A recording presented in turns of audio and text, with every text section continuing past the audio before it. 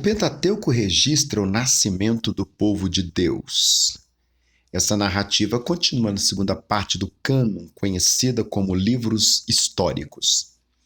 Esses livros são importantes, em primeiro lugar, por causa do seu conteúdo histórico. Eles cobrem um período de tempo de pelo menos 800 anos da conquista de Josué até o Império Persa, onde viveu Esther. Os livros históricos começam descrevendo a conquista da Terra Prometida com Josué.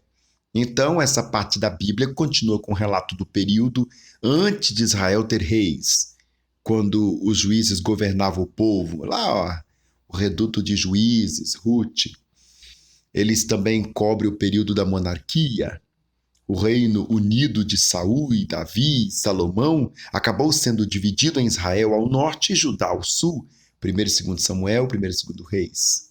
Crônicas, Esdras e Neemias conta a história de uma perspectiva teológica posterior e continua a narração até o período de restauração pós-exílico.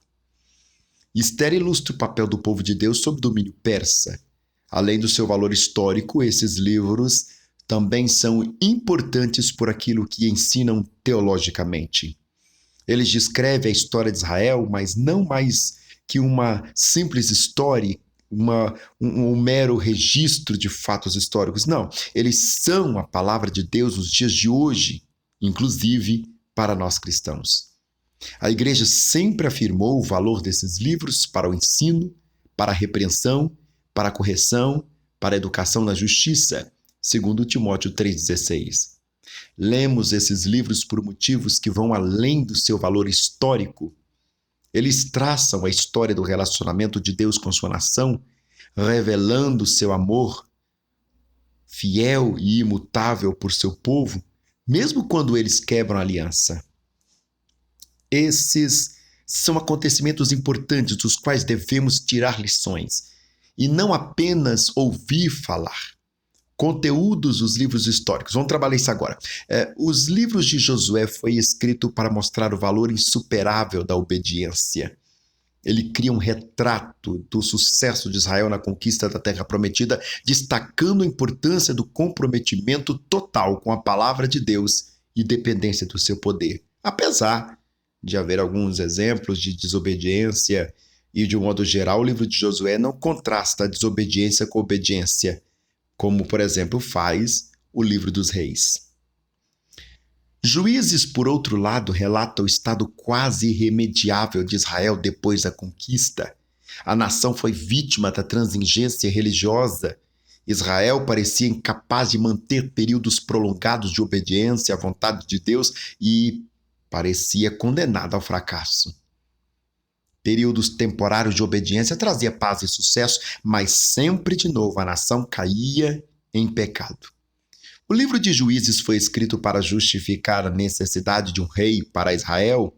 Já o livro de Ruth está inserido depois do livro de Juízes, pois os acontecimentos nele relatados ocorreram durante o mesmo período. Esse pequeno livro ilustra o cuidado soberano de Deus por indivíduos fiéis que viviam em um tempo de apostasia religiosa. Deus usou a fidelidade de uma única família para realizar um milagre e dar a Israel seu maior rei, Davi. Os livros de Samuel traçam a história no início da monarquia em Israel. Samuel foi um profeta e juiz que liderou Israel na transição do governo dos juízes para a monarquia, de juízes para reis. Os livros contam a história dos dois primeiros reis, Saul e Davi. O segundo livro de Samuel dedica-se especialmente a descrever os principais acontecimentos do reinado do grande rei Davi. Os livros de Reis contam em detalhes a história da monarquia de Salomão até a queda de Jerusalém. Eles contrastam a obediência e a desobediência para ilustrar os resultados de ambas. A princípio, tudo corria bem para Salomão, mas quando ele deixou de ser fiel ao Senhor, o resultado foi um reino dividido. Israel ao norte de Judá, Israel ao norte e Judá ao sul. Segundo Bill Arnold, Israel ao norte foi apóstata desde o início e foi tomada pelos assírios em 722 a.C. Judá variava entre reis maus e bons até que a maldade de um rei grande demais o tomou. Nabucodonosor, poderoso exército babilônico, tomou Jerusalém em 587 a.C. Os demais livros históricos são um período pós-exílico. Os livros de crônica constituem o primeiro comentário das Escrituras. Esses livros relatam a história de Davi e Salomão, do reino de Judá, histórias já conhecidas dos livros de Samuel e Reis. Mas o cronista não estava simplesmente relembrando notícias antigas, não. Ele ressaltou a obra de Deus em meio ao seu povo por meio da linhagem de Davi. Ele desejava seguir uma linha reta de fé e salvação sem os desvios e os fracassos do passado. Seus leitores no exílio sabiam muito bem a história do colapso moral e da derrota de sua nação. Sua geração precisava ser lembrada das vitórias, da herança de Israel, como meio de dar-lhe esperança para o futuro. Os livros históricos de Esdras e Neemias, que provavelmente foram escritos como uma só obra, apresentam os acontecimentos da restauração na metade do século V a.C. sobre o governo persa. Os judeus que viviam na Babilônia receberam permissão para voltar à sua terra natal e reconstruí-la. A liderança capaz de Esdras e Neemias, juntamente a certos profetas que eram ativos naquela época, ajudou o povo de Israel a reconstruir o templo e os muros de Jerusalém. Depois de descrever essas estruturas físicas, esses livros também relatam a reconstrução das fundamentações sociais e religiosas do povo de Deus. O pequeno e fascinante livro de Esther demonstra o cuidado soberano de Deus e a proteção dele sobre o seu povo, mesmo quando eles estavam vivendo no exílio, o exílio persa. O livro é um conto histórico sobre a rainha Esther e o seu primo Mordecai. Ao contrário de qualquer outro livro bíblico, Esther mostra que mesmo quando Deus está em silêncio, ele está trabalhando para cumprir suas promessas para o seu povo. Bom, e o papel da história na Bíblia? Bom, vimos no Pentateuco, já disponibilizado aqui neste canal, que Israel era uma nação singular entre os seus vizinhos no Antigo Oriente Próximo, pela ênfase que dava à história. Deus criou o tempo e o espaço e, consequentemente, é soberano sobre a história da humanidade. Não é de se surpreender, portanto, que uma grande parte dos escritos sagrados de Israel fossem narrativas históricas. A maior parte das expressões religiosas do Antigo Oriente Próximo era mitológica. Eu vou repetir só essa frase para você entender. A maior parte das expressões religiosas do Oriente Próximo era mitológica. E os povos antigos geralmente expressavam suas convicções teológicas e visão de um mundo por meio de mitos complexos, dos quais os eventos ocorriam fora da história.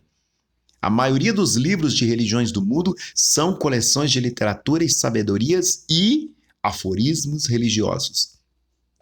Mas Israel via a sua própria história como palco para a revelação divina. A palavra de Deus para o mundo é, em grande parte, uma narrativa do seu relacionamento com uma nação e seu plano para estabelecer um relacionamento com toda a humanidade. Heródoto, o pai da história, pelo fato da história ser o principal meio de revelação de Deus, ele vai dizer que Israel foi a primeira nação a dar atenção ao registro da história. Isso está colocado em Bill Arnold, publicado em 2001. Heródoto, abre aspas, um historiador grego do século V a.C., recebeu o título de pai da história por seu registro histórico das guerras gregas e persas. Mas 100 anos antes de Heródoto, a Bíblia tinha uma história de Israel contendo muitas das características que consideramos história nos dias de hoje. Relações da causa e efeito, narração contínua, desenvolvimento completo da caracterização e assim por diante. O cânon judaico e, consequentemente, o cânon cristão. Como que funciona isso? A história é importante tanto para o cânon judaico quanto para o cristão. O cânon cristão separa e agrupa todos os livros que são predominantemente de natureza histórica. Esses livros históricos narram a história de Israel por um ponto de vista religioso, evidentemente. O cânon judaico chama Josué, Juízes, Samuel, Reis de profetas anteriores. De que forma esta pode ser uma designação apropriada para esses livros? Qual é a relação desses livros e profecia? A resposta para essas questões encontra-se em um entendimento correto, tanto no significado de profecia quanto de história.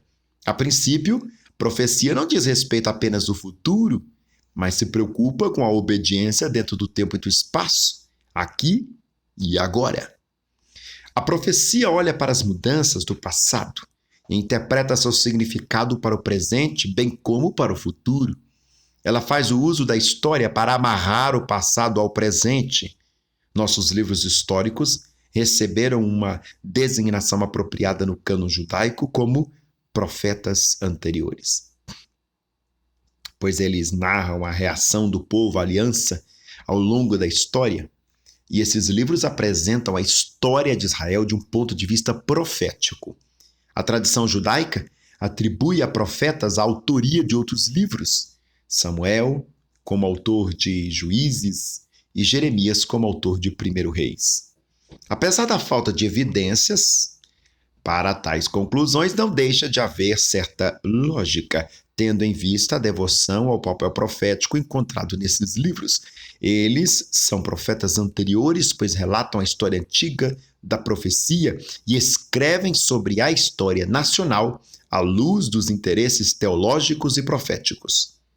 Josué, Juízes, Samuel, Reis são tão apropriados como profetas anteriores no cânon judaico, como são a designação de livros históricos no cânon cristão. Vamos trabalhar um pouquinho agora a questão da história e teologia. A Bíblia é mais que um livro de história. Ela, sem dúvida, relata a história de uma perspectiva religiosa. Não há tentativas de fazer que hoje poderemos chamar de história moderna objetiva. Os escritores estão escrevendo o que os estudiosos chamam de... Vou ver se eu consigo pronunciar essa palavra. Heilsgeschichte, ou História da Salvação. É uma palavra desse tamanho alemã e a minha boca ocidental latino-americana é praticamente impronunciável, né? Na minha boca. Essa designação distingue a história bíblica da história de Israel, que normalmente lida com a sequência de acontecimentos humanos na esfera natural. Os acontecimentos da história da salvação são revelações divinas naturais do tempo e no espaço, registrado nas estruturas para promover a fé. O registro dessa história da salvação é importante para a fé bíblica. Os acontecimentos em si podem ser recriados e estudados em primeira mão, apenas o registro desses acontecimentos. Assim, a fé deve estudar os acontecimentos por meio do registro escrito. A fé bíblica, portanto, pressupõe a historicidade dos acontecimentos que revelam a história da salvação. A Bíblia aceita como sendo verdadeiros os acontecimentos históricos nos quais se baseiam as revelações. Ela também afirma a veracidade da interpretação desses acontecimentos que a Bíblia apresenta de forma escrita. A forma escrita, em si, torna-se, então, uma importante evidência histórica. Isso aqui que eu acabei de falar é um pouco de recorte de classe em 2001. Os autores bíblicos frequentemente apelam para acontecimentos com a finalidade de validar suas afirmações teológicas e parte do pressuposto que os acontecimentos descritos são historicamente precisos. A veracidade factual daqueles acontecimentos históricos torna possível aceitar como verdadeiras afirmações teológicas da Bíblia. A historicidade não prova que a teologia é verdadeira, de forma nenhuma, mas a confiabilidade histórica é necessária para que as afirmações teológicas sejam verdadeiras, pois elas são baseadas em acontecimentos da história. Podemos afirmar, por exemplo, que cremos que o Senhor do Antigo Testamento é um Deus cheio de graça e amor e que manteve a sua aliança com seu povo, segundo Bill Arnold, 2001. Essa é uma afirmação teológica. Mas a menos que o Senhor tenha de fato realizado e mantido uma aliança com o povo de Israel, a afirmação teológica não tem fundamento, independente da sua plausibilidade. Se a história não for verdadeira, é mera especulação humana. A fé que a Bíblia define e expressa é explicitamente uma fé histórica. Ela está enraizada e baseada na historicidade de certos acontecimentos passados. Historicidade é um ingrediente necessário para a fé bíblica. Apesar de, por si só, não ser uma base correta para a fé. Não é. No Antigo Testamento, a fé é definida em termos de acontecimentos passados, assim como também o Novo Testamento é, onde a fé é baseada na ressurreição. 1 Coríntios 15, 12 ao 19. E você? O que pensa a respeito dos livros históricos? Que informação você adicionaria? Coloca aqui para nós. Vamos clarear mais esses pressupostos. Beijo no coração. Tchau.